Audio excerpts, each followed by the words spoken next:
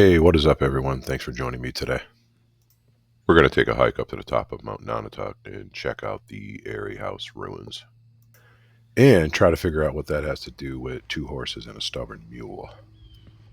This hut was built by our friends, the CCC boys, back in the 1930s. They did a great job. Mount Nonotuck is part of the Mount Tom State Forest and is part of the larger Metacomet mountain range. Metacomet, otherwise known as King Philip. In the mid-19th century, mountaintop hotels had become all the rage. And on July 4th, 1861, the Eyrie House opened for business. Eyrie meaning a large nest for a bird of prey. Here's what it looked like on that day. The house had 5 guest rooms, a dining room, and an observation deck. Room and board was $6 a week. Shortly after it opened, it was purchased by William Street. This is Mr. Street in the left center of this picture. He had big plans for the hotel, and in 1872, he upgraded it to include 10 guest rooms and a veranda. Room and board was increased to $7 a week. By 1879, the hotel had 30 guest rooms, a men's cigar room, and a woman's tea room. He also added 3 promenades, which extended off of the veranda. These provided unparalleled views of the valley below. Room and board was increased at that point to $8 a week. This parking lot was completed by the CCC boys in 1940. It is now closed to the public, but I actually drove up here in the late 1990s with my 2 sons.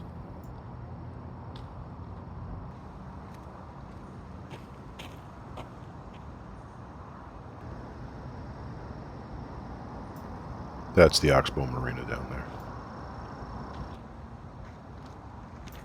Let's keep going.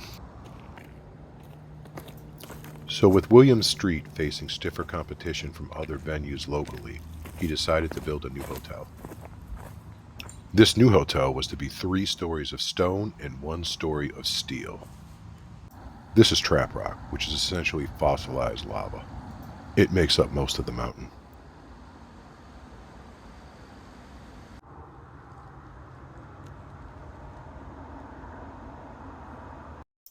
Whenever I see it, it reminds me of Picasso's Cubism period. Is it just me?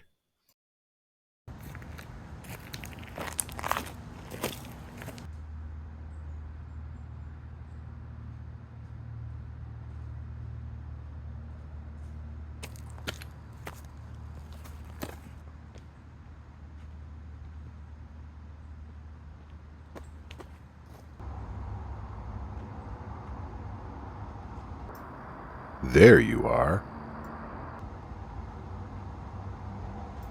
Let's go get a closer look.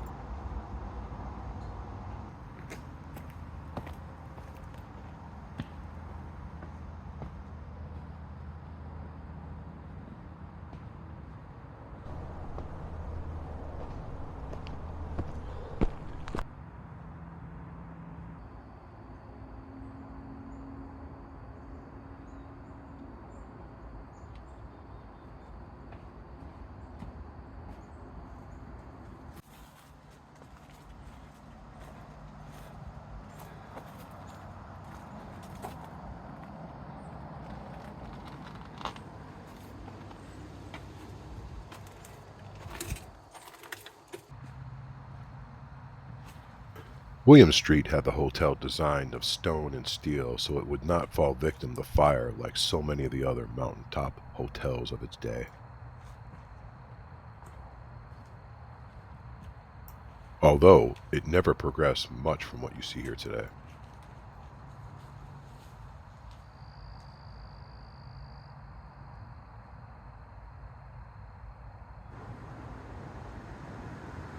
The view must have been much better back in Mr. Street's day.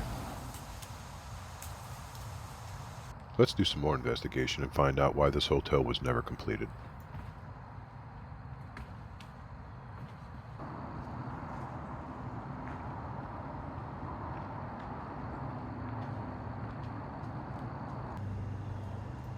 Somewhere around here is the location of the original hotel. Let's locate it and see what we can find.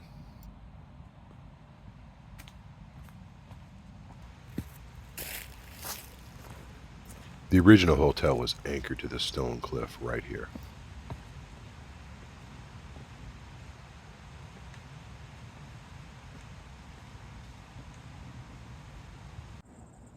Those promenades that we saw in the earlier pictures would have afforded guests with this view here, but with fewer and shorter trees. Let's pause and take a second to look at this picture right here. You can see how Whiting Peak and Goat Peak line up in this picture. Those folks would have been standing just off to my left.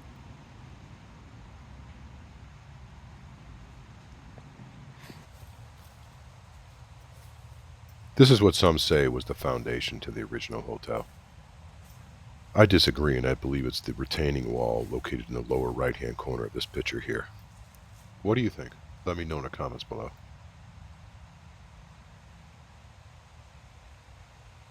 So how did this all end? In a word, fire.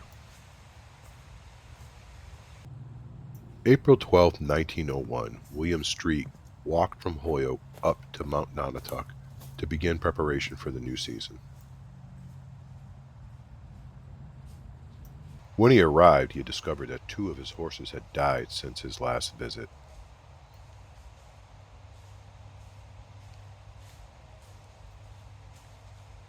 Seeing the mountain is made of trap rock, there is very little topsoil to bury the animals, so he decided to cremate them. Where you are sitting is the entrance to the stables. Where I'm standing would have been the floor of the pavilion, which provided the roof for the stables.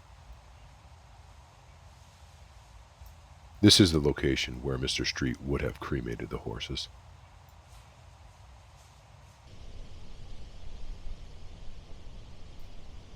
After extinguishing the flames from the cremation, Mr. Street made his way back up to the hotel.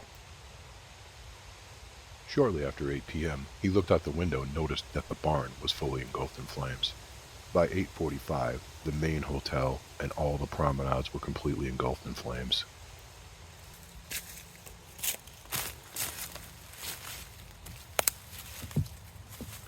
Everything that was not trap rock was burned to the ground. And as we can see here from this newspaper clipping, he was underinsured. Shortly after this, the Commonwealth approached Mr. Street and wanted to purchase the land to make it part of the state park that it is today. Mr. Street was offered $5,000 for the property. He refused, stating that the property that he loved and cared for 40 years was worth at least $25,000. So we talked about the 2 horses. Where was that stubborn mule? But before I tell you that, why don't you go ahead and hit that subscribe button. I'll sit right here and give you a second to do that. The Commonwealth eventually took the property by eminent domain. They deposited the $5,000 into a trust under Mr. Street's name. In 1918, at the ripe age of 80, William Street passed away. Upon his death, that money remained in the trust untouched, making Mr. Street one stubborn mule.